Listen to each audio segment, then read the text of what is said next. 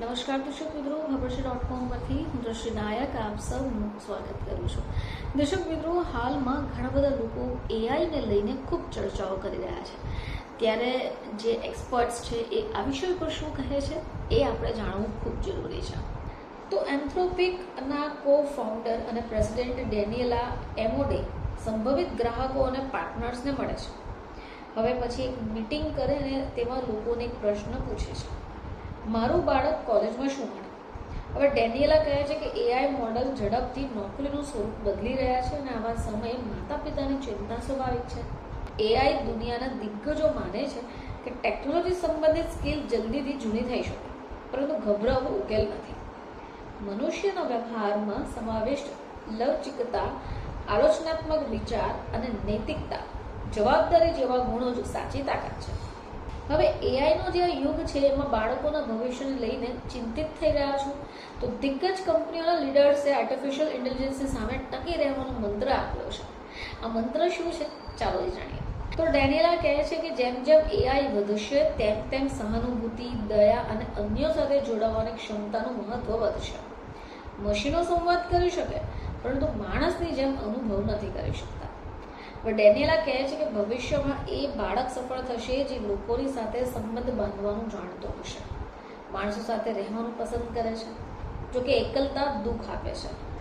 હવે તેથી જ હું ઈચ્છું છું કે મારા બાળકો વધુ ભળી જાય અને પોતાની ઓળખ સાથે લોકોને સમજે. હવે એ સિવાય પેડ એઆઈના કો ફાઉન્ડર મેની મેડિયનાના 4 બાળકો છે. તેઓ માને છે કે ભવિષ્યમાં 2 ક્ષેત્રો એનર્જી અને હેલ્થકેર સૌથી વાઇબ્રન્ટ રહેવાનું છે.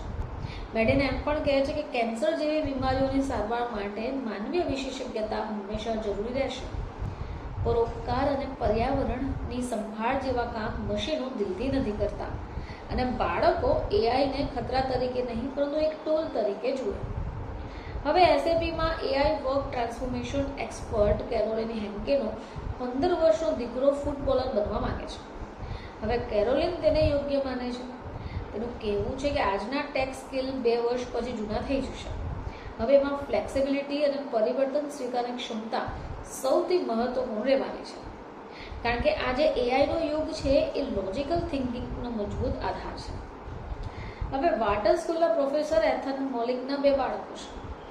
એઆઈ પર વાત કરીએ તો તેઓ બધું નથી વિચારતા. તેઓ બાળકોને સર્વગુણ સંપન્ન બનવાની સલાહ આપે છે. જેમ કે કોઈ ડૉક્ટર હોય તો તેનું કામ માત્ર બીમારી પકડવાનું નહીં, દર્દીને સમજવાનું અને હિંમત આપવાનું પણ છે.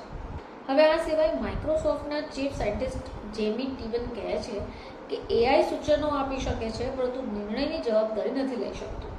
તેથી તેઓ બાળકોને કાયદા અથવા અકાઉન્ટિંગ જેવા ક્ષેત્રોમાં જવા માટે કહે છે, જ્યાં નિર્ણયની જવાબદારી મનુષ્યની હોય.